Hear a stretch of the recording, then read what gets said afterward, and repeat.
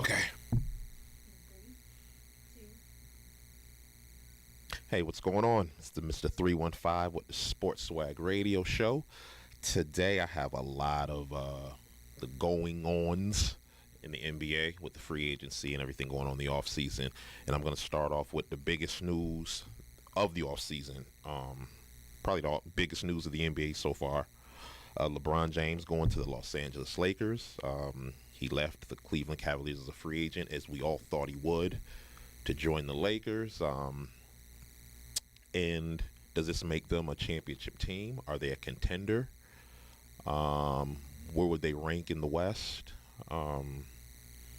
Things like that. Just, if you have the answers, let me know. On my sports page at sportswagwdrb@gmail.com. So you can leave me your feedback and your answers there. But if you want to comment or have your opinions on anything I say on the show. So getting back to LeBron and the Lakers, they've also signed Rajon Rondo. They've also signed Lance Stevenson, JaVale McGee, and this past weekend, Michael Beasley. So it's kind of a ragtag.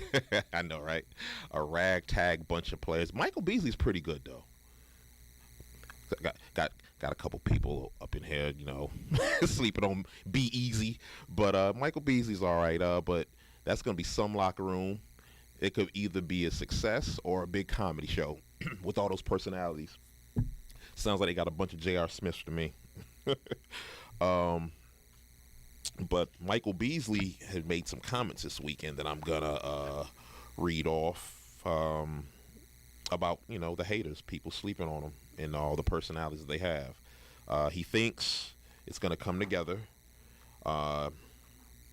He says you have 14 guys other than LeBron James that know how to play basketball, and I think you got 29 teams that are overlooking the fact that they know how to play basketball. I agree. Everybody in the NBA is good, very good, but we'll just have to see. But LeBron definitely has his work cut out for him with this squad. But luckily, he has a floor general in Rajon Rondo, who's regular season tested, playoff tested, a veteran,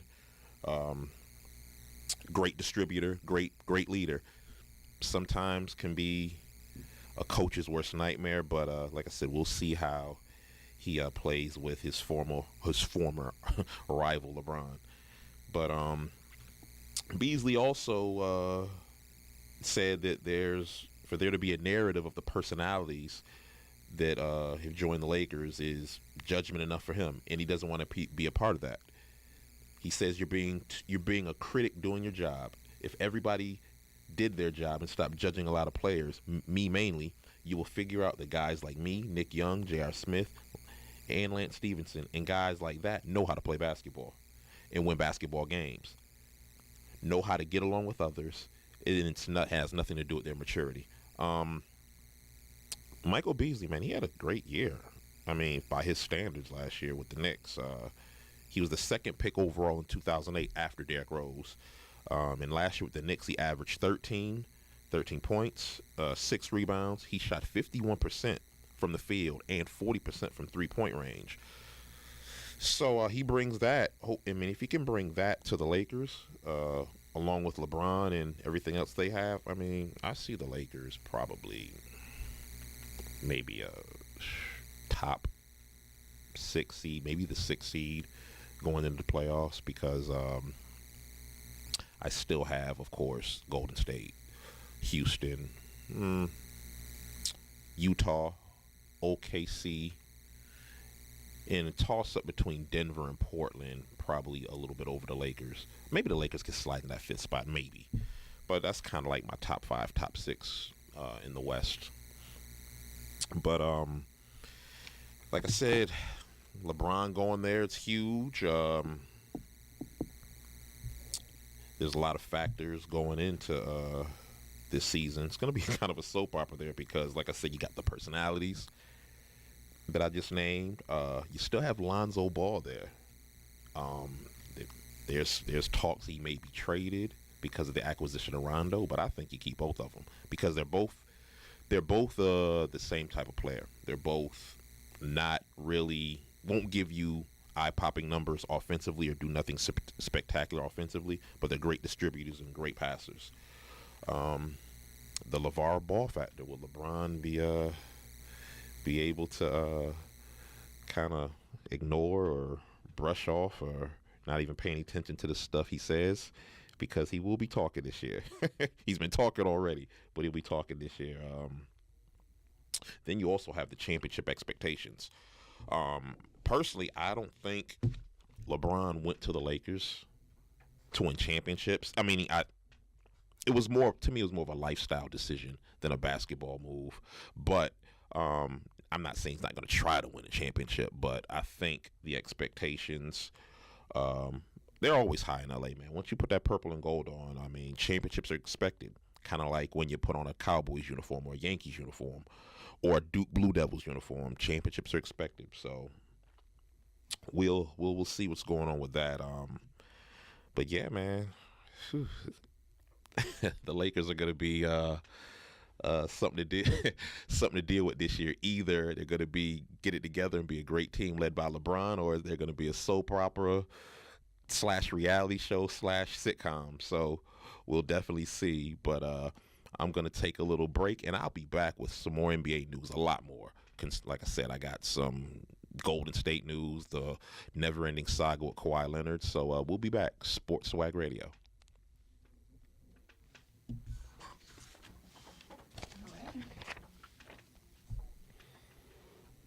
Cool.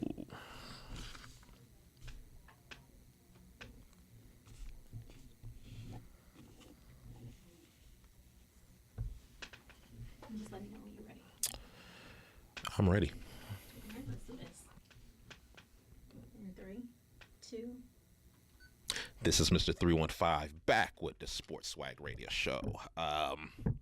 Last segment, I talked about some free agency with LeBron James going to the Lakers, and probably the second biggest acquisition of the offseason is DeMarcus Cousins, arguably the best big man in the league, who's still coming off a torn Achilles that he suffered last January. He will be joining the Golden State Warriors. The rich get richer once again. My goodness. He's the newly signed member of the Golden State Warriors, and he also says he isn't bothered by those criticizing him for joining a super team that has won 3 of the last 4 NBA championships. And it seems like everybody who goes to Golden State gets criticized. And I mean, I get it with the whole Kevin Durant thing, joining a 73-win team after that 73-win team beat him in the playoffs the months before he signed. DeMarcus had a sit-down interview with ESPN, and he discussed the outrage over his decision, his timetable from his Achilles injury, and his goals for the 2018-2019 season. He said, "I don't really care, honestly. I don't really care. It trips me out to see. It's crazy, like how angry people are," which, yeah, I mean, you have people saying from when LeBron joined the Lakers on Sunday that the NBA season is going to be exciting, this and that, to when DeMarcus Cousins joins Golden State 2 days later, nobody wants to watch basketball anymore. It's crazy, but it was the talk of the day when LeBron signed with the Lakers. Then, you know, on day 2, Cousins, his agreement took the league by storm, pretty much. Let me get this together. Oops, sorry, trying to get my notes together. A lot of NBA fans expressed their displeasure via social media with the Warriors' new addition. Furthermore, players joined in with the remarks on social platforms of being shocked. It was tweets from players, but it's nothing over the top, Cousins said, at least not brought to my knowledge. But it's kind of funny because before the whole thing started, I was just kind of wasted. I was damaged goods, not a winner, just everything negative. As soon as it happens, it's like, he's too damn good to be a Warrior. So it's kind of funny how the narrative switches right away when things don't go the way they expect it to do.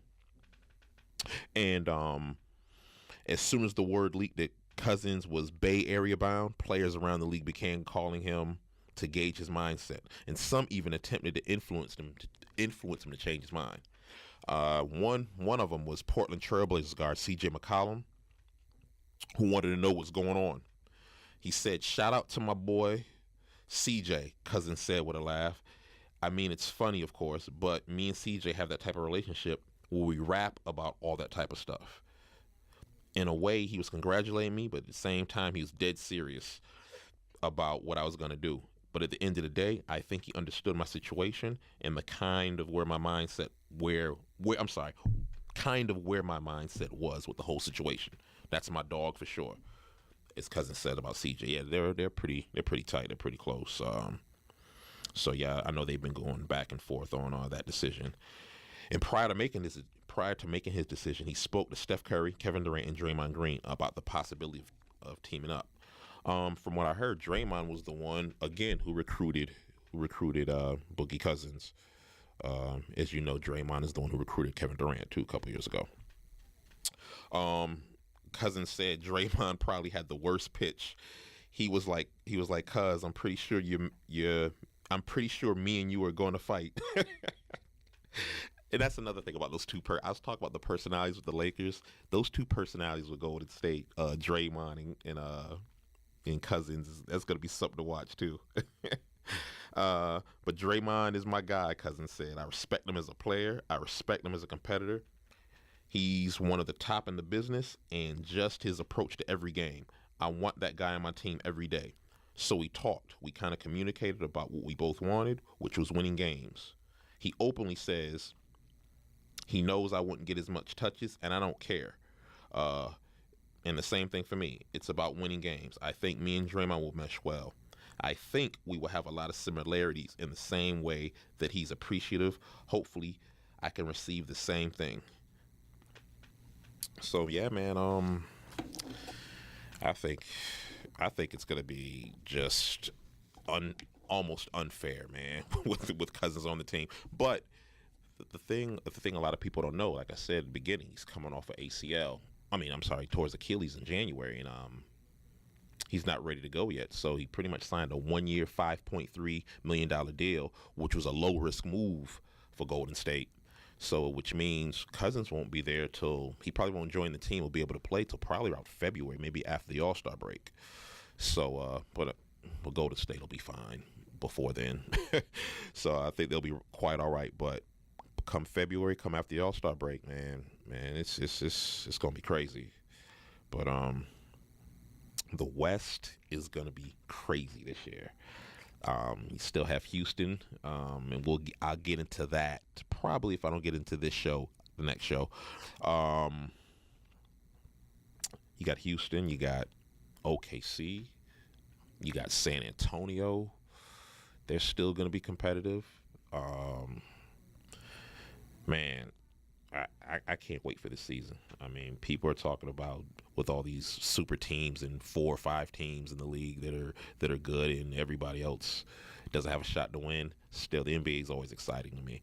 But I'm going to take another break, and when we come back, I will have more NBA news, man. It just don't stop. Mr. 315, Sports Swag Radio.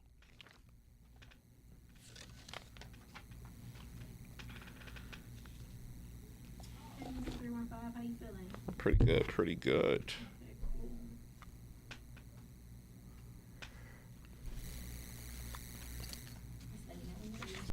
Okay, gotcha. Do this.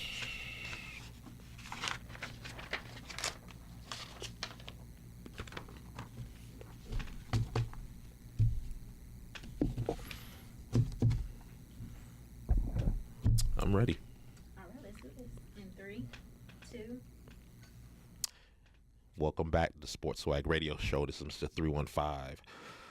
I'm going to keep it going with this crazy summer in the NBA in the off season with all these trades and free agency moves. And the one I'm going to get into now, this one's been going on since the middle of the season. And I'm talking about Kawhi Leonard of the San Antonio Spurs, with him and the Spurs going back and forth with his injury and trying to rush him back, and things are being said by former teammates, his current teammates, and his camp, his uncle. It's just been a mess with a top-notch organization such as the Spurs, which was kind of unbecoming of them to have their dirty laundry aired out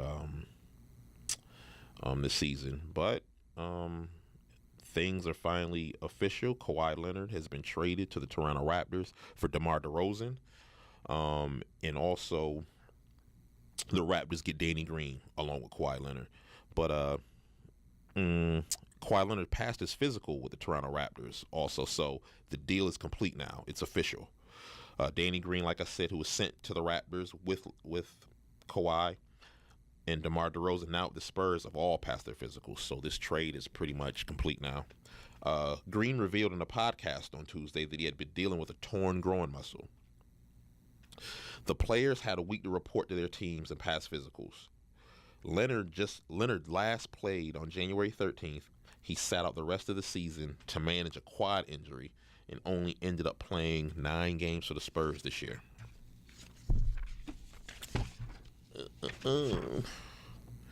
Hold on. Oh, here we go. My bad. Got a little mixed up there. Spurs doctors had cleared Leonard to return to play, but he sought second opinions and did not return, making his health a question mark following the trade.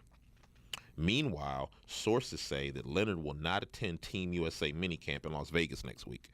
Spurs coach Greg Popovich is the coach of that team. I wonder why.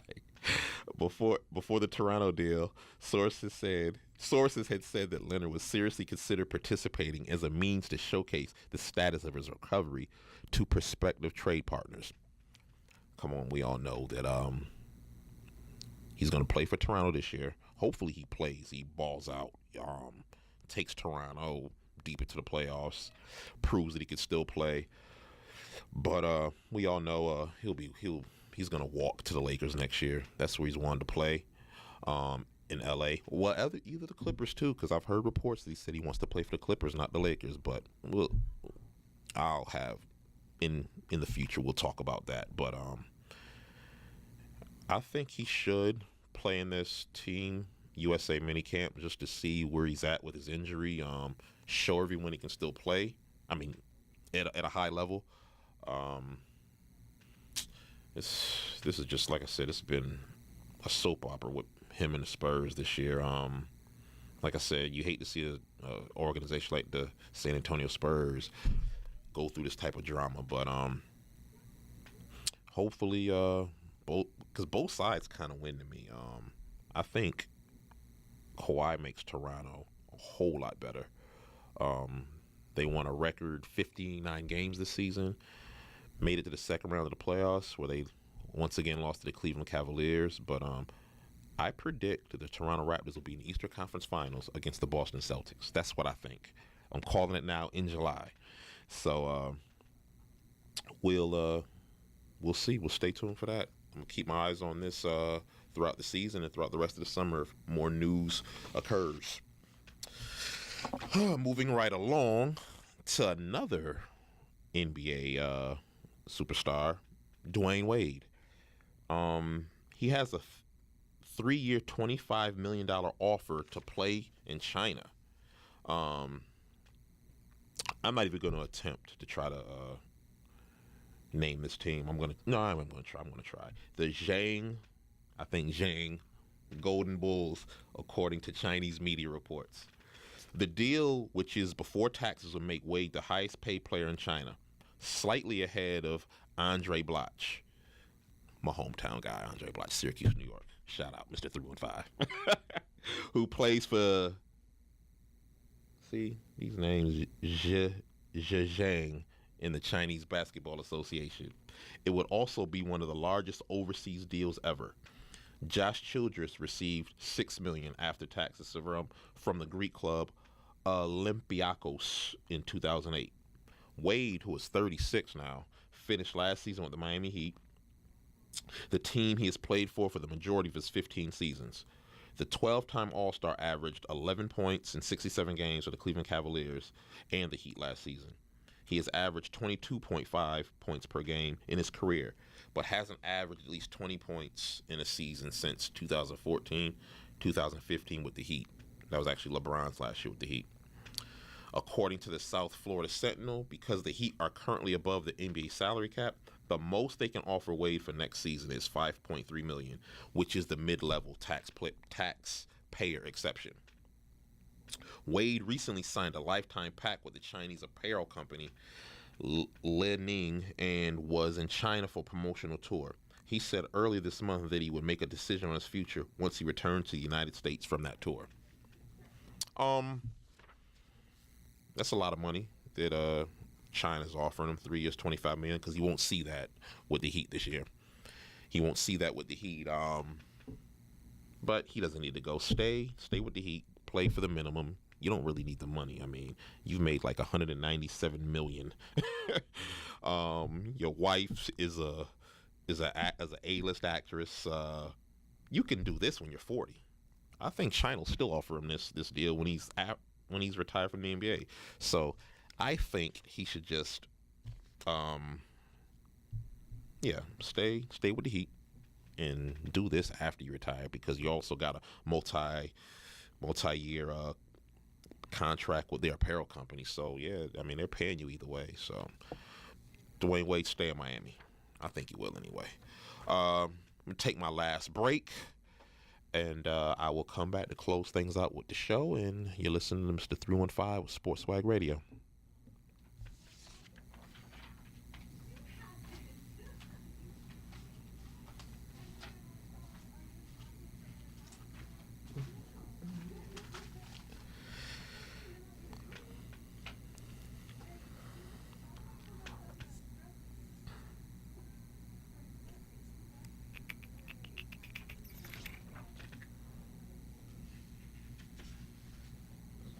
What?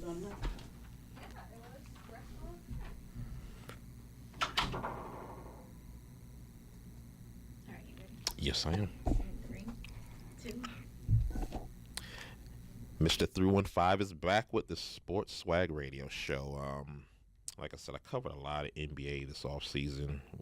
And yesterday, free agent forward Kevin Love was actually, he signed a 4-year, $120 million extension with the Cavs, which I didn't see coming. I thought he would be definitely on Cleveland's trading block. He said he's very excited, very humble after signing long term.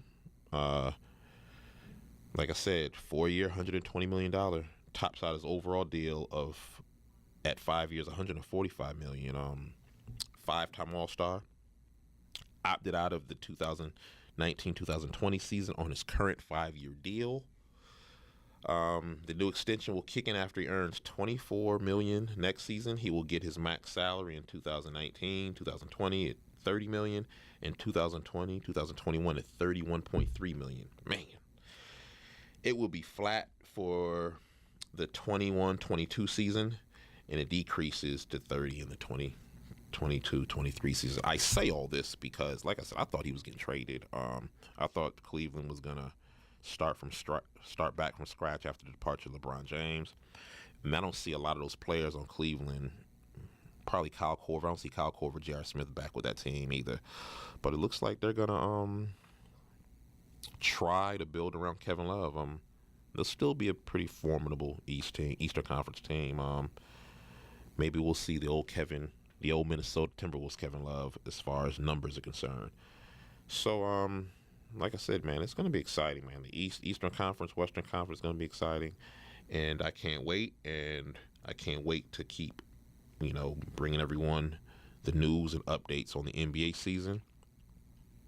But I am going to wrap this show up for the week. Once again, you can catch me on Facebook at Sports Swag Radio, Instagram, The Real Mr. 315, and email me with questions, feedback, rebuttals, anything at sportswagwdrb@gmail.com. This is Mr. 315, and I am out.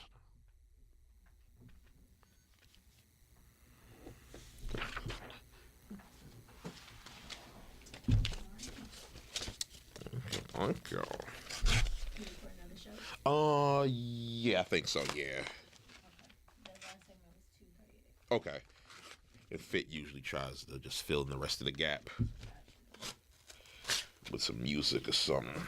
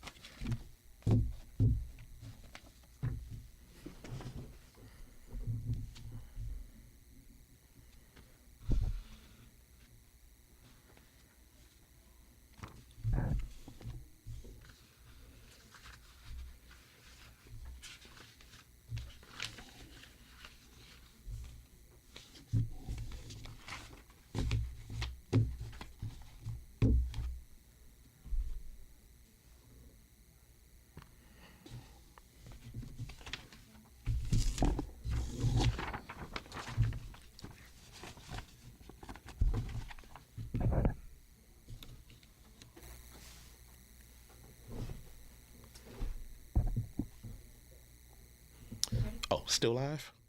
Oh, okay. I'm ready. I'm ready. 3, 2. What's going on? This is Mr. 315 with Sports Swag Radio Show. How y'all doing this week? This show, I'm going to cover a lot of NFL, which I haven't done in a while, and we got the season coming up soon, so I got a lot of NFL news today, but I'm going to start with a last little bit of NBA news. I know last show I covered a lot from the NBA, but I didn't cover this one, and this will be it for the NBA for the rest of this show. The Oklahoma City Thunder have agreed to trade forward Carmelo Anthony to the Atlanta Hawks, where he'll be waived and become a free agent. The Houston Rockets are the front runners to sign Anthony, who is also considering the Miami Heat, from what sources say, but it'll definitely be Houston by all accounts.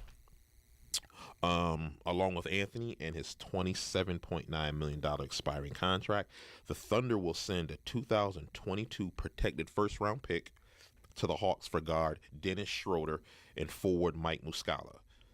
The 2022 first-round pick is protected from picks 1 through 14 and becomes 2 second-round picks if not conveyed in that first year. The Thunder will then send Muscala to the 76ers for forward Timothy Luwawu-Cabarrot, and Philadelphia will send guard Justin Anderson to Atlanta. Schroeder comes to the Thunder for a desired need, another fast playmaking point guard for a revved-up bench behind all-star guard Russell Westbrook. OKC general manager Sam Presti and coach Billy Donovan were given permission to speak with Schroeder before the agreement, and the three of them discussed his role with Oklahoma City. Anthony was acquired from the New York Knicks before training camp opened last season and waived his no-trade clause. He accepted a new role with OKC that featured changing positions from small forward to power forward. I think that's what hurt him, too, for the most part. It took time for Anthony to adapt, and he never completely got comfortable playing as a catch-and-shoot stretch four. It came to a head during the Thunder's postseason series against the Utah Jazz, with Anthony's role being reduced throughout the series. In Game 6, Anthony played only 26 minutes, including just 3 in the fourth quarter. Anthony averaged 11.8 points in the series, shooting just 37.5% from the field and 21.4% from three-point range. While Anthony expressed frustration with his role after the season, the Thunder had anticipated that he would opt in to the final year of his contract, always viewing the trade with the Knicks as a 2-year deal. Yeah, so with that, and before the stuff I read, I think, by all accounts, like I said, he'll be a Houston Rocket. He teams back up with Mike D'Antoni, which is weird to me because Mike D'Antoni is the reason why he left New York, because him and Carmelo didn't get along. But I think the fact they have Chris Paul there and the fact that him and Chris Paul are best friends, that kind of will ease everything. Hopefully he gets back rejuvenated and plays like the Carmelo we're used to seeing. Because like I said, he's a Syracuse guy. I'm from Syracuse. Like I said, that's where I get the name Mr. 315, Syracuse area code.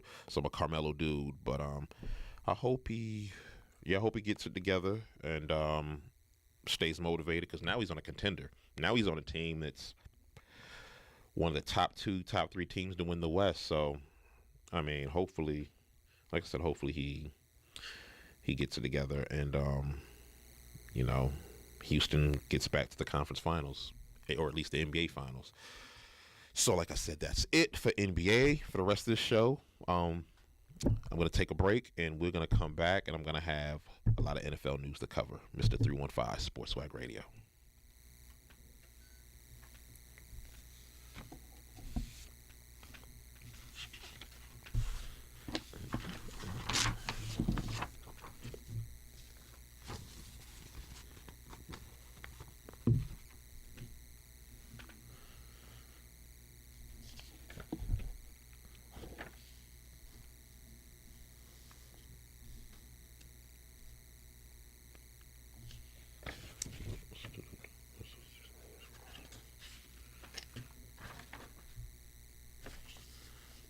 All right. Mr. 315 back with the Sports Swag Radio Show. Like I said, I'm dedicating the rest of the show with some big NFL news because, like I said, the NBA is the only one that's had a lot of craziness going on in their offseason. I'm going to start with what's going on in Atlanta with Julio Jones. He plans to miss the start of training camp this week because he wants his contract to be reworked. And I'm gonna ask some questions, read some questions, and read some answers regarding the status with the team. So stay with me for a bit. What's his big issue with his contract? Well, one could say Jones is arguably the best receiver in the league, although he hasn't stated so publicly. Jones is upset about not being at the top of the list of highest paid receivers in terms of average per year and guaranteed money. Jones signed a 5-year, $71.3 million extension in August of 2015 that included $47 million in guarantees. The $14.25 million average of his contract sits below 8 other receivers, topped by Pittsburgh Antonio Brown, who makes $17 per year. And the $47 million guaranteed is equal to what Jarvis Landry got from Cleveland and below Tampa Bay's Mike Evans and Houston's DeAndre Hopkins. Brandon Cooks of the Rams just received a 5-year, $80 million extension, which Jones might take as a slap in the face as he seeks to have his contract reworked with 3 years left. Jones is to make $10.5 million this season, fourth most on his own team for this year. Yeah, he has 3 years left on his contract, and I think he's kind of played beyond it. But yeah, it's crazy how some of these receivers that are making more money than him. Hopefully they can get that reworked because I see Atlanta this year having probably a top 5 offense, man, with him, Sanu, and Ridley from Alabama. So hopefully they get this deal done. But again, he has about 8 receivers that are making more money than him, and he's probably a top 3 receiver himself. So what's the team's immediate response?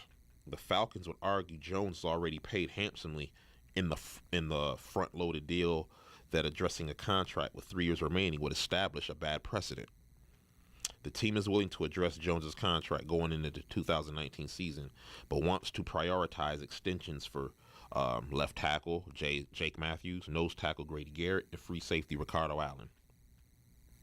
Is there anything that could be done in the short term to get Jones on the field? It's unclear how long Jones will hold out and whether that will include regular season games. However, the Falcons could also add incentives to modify Jones's deal. There's no limit to the number of incentives the Falcons could tie to Jones, but adding not likely to be earned incentives is the typical goal in this type of situation. How much could a holdout cost Jones? Jones is subject to a $40,000 fine for each day of training camp missed. $40,000 a day. He already was subject to an $84,000 fine for missing the team's 3-day mandatory minicamp this offseason. For each preseason game missed, Jones would be out the equivalent of 1 week's regular season salary of $617,000. How valuable is Julio Jones? Well, the 5-time Pro Bowler has the highest yards per game average of all time in a minimum of 500 catches at 95.3 yards a game. According to, ESPN's Stat Central. I love referring to them myself. Jones will enter 2018 looking for his 5th consecutive season with 80-plus catches and 1,400-plus receiving yards, which would set an NFL record. Jones is 2,853 receiving yards are the most in the NFL over the past 2 seasons. According to the Elias Sports Bureau, there have only been 4 players to have 2,500 receiving yards over a 2-year span with fewer than 10 total touchdowns. But Jones's 9 touchdowns over the past 2 seasons do not reflect the defensive tension he draws in one-on-one opportunities he opens up for his fellow receivers. Still, he needs to score more, and the Falcons have to look for him more in scoring situations. And yeah, like I said, 9 touchdowns the past 2 seasons, but man, he's opened things up for his teammates, his other receivers, Mohamed Sanu especially. They're going to be dangerous, man, once he's on the field and starts playing, because they have 3 receivers that can just, man, Atlanta, like I said, they're going to have like a top 3 to top 5 offense, maybe number 1. What does the Falcons' depth chart at wide receiver look like without Jones? Well, the immediate replacement will be first-round draft pick, as I stated, Calvin Ridley out of Alabama. He lined up outside without Jones for most of the offseason and should continue to do the same thing during training camp. Ridley is known for creating separation, which is key as quarterback Matt Ryan and the Falcons try to connect on more plays down the field. Mohamed Sanu started 15 games alongside Jones last season. Justin Hardy was listed behind Jones at the end of last season, while Marvin Hall and Reggie Davis are 2 young receivers with speed whom Coach Dan Quinn is excited about. Now, how might the locker room be affected by a possible extended Jones holdout?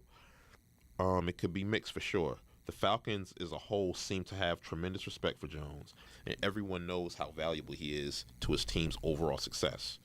But that doesn't mean his absence will go over well with everyone. With the team focused on a Super Bowl return, Jones recently worked out with Ryan and a host of other offensive players in California, so the Falcons obviously aren't turning their backs on him. And Quinn will continue to emphasize the brotherhood theme with or without Jones. Ryan's leadership will be key through it all. So, like I said, man, Atlanta has the opportunity to do something real special this year, especially with all these guys they have. Their offense is going to be crazy, and hopefully, man, they can sign him to a deal. Like I said, he has 3 years remaining on his contract, but I think he's outplayed it. I mean, honestly. So hopefully he can get a deal done. Like I said, that's just the tip of the iceberg on my NFL news. I'm going to take a little break, and I will be back with more news from the NFL. Sports Swag Radio, Mr. 315.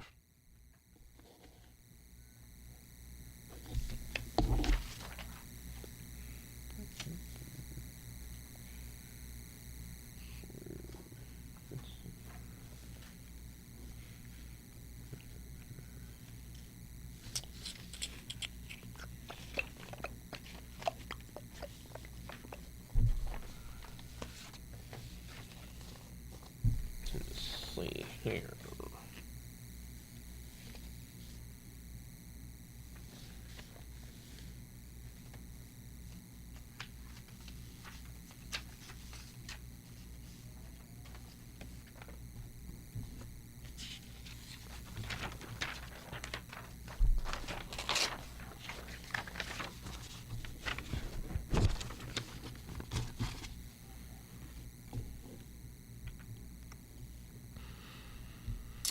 All right.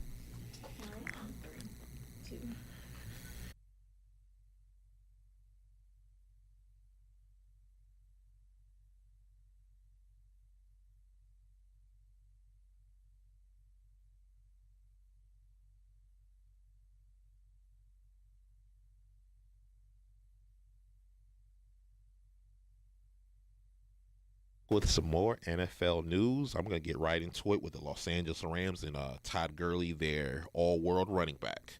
They have agreed to a 4-year contract extension that resets the market for running backs. The Rams announced yesterday that the extension keeps Gurley under contract through 2023, but did not disclose the financial terms. But sources say the deal is worth $60 million. It includes $45 million guaranteed, the largest guaranteed given to a running back, man. So that kind of sets the bar, man. I mean, for these other running backs that are going to want their money in the coming year or two. Gurley also received a $20 million signing bonus. It is the largest per year average for any running back, providing a new benchmark, like I just said, for other running backs looking for new deals, such as Arizona's David Johnson and Dallas's Ezekiel Elliott. The deal was noticed by Steelers star running back Le'Veon Bell, who has been unable to agree to a long-term contract with Pittsburgh and has received a franchise tag in back-to-back years. Bell, who will make $14.5 million this season, with his franchise tender, congratulated Gurley on his Twitter and added a reference to his own demands in a second tweet. He just tweeted, "Yeah, Todd," trying to send a message to Pittsburgh because they're going through contract issues. Man.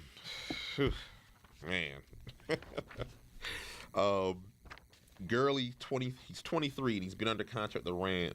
He's had been under contract with the Rams through 2019 when he is scheduled to make $9.6 million under the fifth-year option on his rookie contract.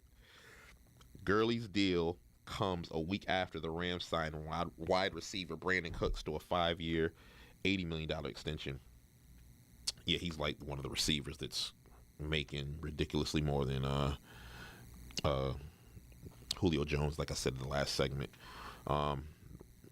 Rams general manager Les Snead was asked Tuesday about what the deals mean for the negotiation with star defensive tackle Aaron Donald, who sat out training camp last year and offseason activities this year over his contract. He said each situation is different players, different agents. You work on everything simultaneously, but you really don't know when you're going to get something done or not because it's case by case. Yeah, they got to get him back too, and I don't see him coming to training camp anytime soon because they're dealing with issues with Mr. Aaron Donald. Snead said that negotiations to extend Gurley began in the spring to get ahead of the curve with the fourth-year player. He's a big weapon for us, he said, which he is. He's probably like a top 5 back in the league, too. I mean, he does it all. Last year's production isn't really a reflection of the value he provides because he did such a great job. But he's so much more than that to our team, Sean McVay, the head coach, says. The way he competes in protection, the way that he works, and the way that he rubs off on his teammates. After being selected with the 10th overall pick in 2015, Gurley was named the NFL's Rookie of the Year that year after rushing for 1,106 yards and 10 touchdowns. But he struggled in his second season after the Rams' relocation to Los Angeles, failing to rush for more than 100 yards in a single game and finishing with 885 rushing yards and 6 touchdowns as the team stumbled to 4-12 record under coach Jeff Fisher, who was fired. Gurley completed a major bounce back last season, playing in McVay's explosive system, rushing for 1,305 yards and 13 touchdowns while catching 64 passes for 788 yards and 6 more touchdowns.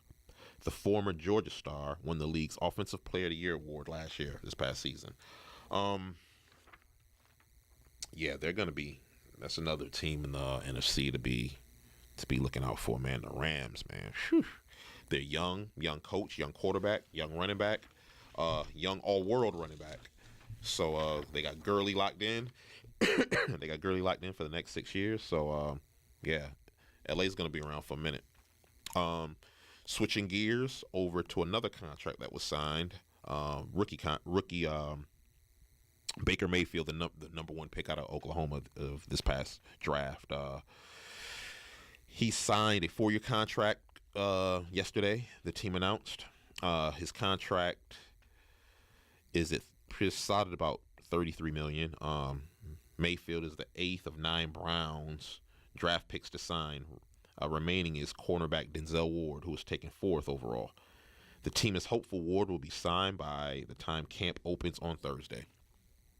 The Browns plan to give Mayfield time to learn. Tyrod Taylor, who was acquired via trade from Buffalo in the offseason, and the Browns coach Hugh Jackson has made it clear that he will be the starting quarterback. The team's intention remains to keep Tyrod Taylor as the starter. Jackson, though, has also said if Mayfield emerges and seizes the job, the team will not hold him back. He has a long way to go, offensive coordinator Todd Haley said of Mayfield after mini camp last month. I'd say it's clear that Tyrod is the leader of this team, and that is a big component of that position also. Anytime you're a young player coming into this league, especially a quarterback, it's going to take time. You have a lot of different things that you're dealing with at that position. For him, a guy that has been in the shotgun 99% of the time in this division, you have to be under center some, which is a great point. Mayfield, like I said, he was a surprise choice with the first pick, but GM General Manager John Dorsey and Jackson liked his work ethic and his competitiveness. Mayfield won the Heisman Trophy as a senior. He started 39 to 40 games at Oklahoma and left college ranked second in FBS history in passing efficiency rating and third in yards per attempt, and tied for fourth in touchdown passes. 4 first-round picks remain unsigned. Quarterback Sam Darnold for the Jets, Ward from Cleveland, quarterback Josh Allen from Buffalo. I didn't know he hadn't signed yet, and linebacker Roquan Smith from my Chicago Bears. Cleveland has Baker locked in, their quarterback locked in for 4 years. Him and Tyrod Taylor is gonna have like their little training camp battle for that starting quarterback position in week 1, but I think it should be Tyrod. Tyrod Taylor should open the season as Cleveland Browns starting quarterback. And on that note, we're gonna take another break, and I'll have more NFL. I'm hitting you on the head with this NFL, man. Sports Swag Radio, Mr. 315.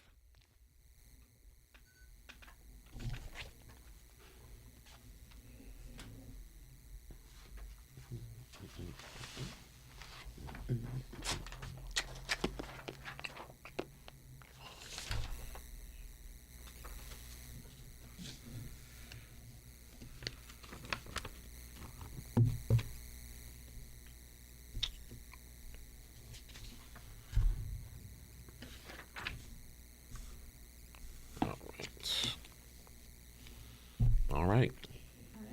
In 3, 2. I'm back, Mr. 315, Sports Swag Radio Show. I'm gonna end this segment with some Hall of Fame, Pro Football Hall of Fame news.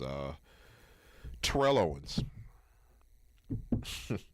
He announced on his Twitter account that he will make his Pro Football Hall of Fame induction speech at his alma mater, the University of Tennessee at Chattanooga, on August 4th. And as most of y'all know, he's not going to the Hall of Fame. He's not going to the ceremony for, reasons only he knows, and we kind of know. But the former wide receiver had previously announced that he would not attend. After giving it much thought, I realized just how much I want to celebrate what will inevitably be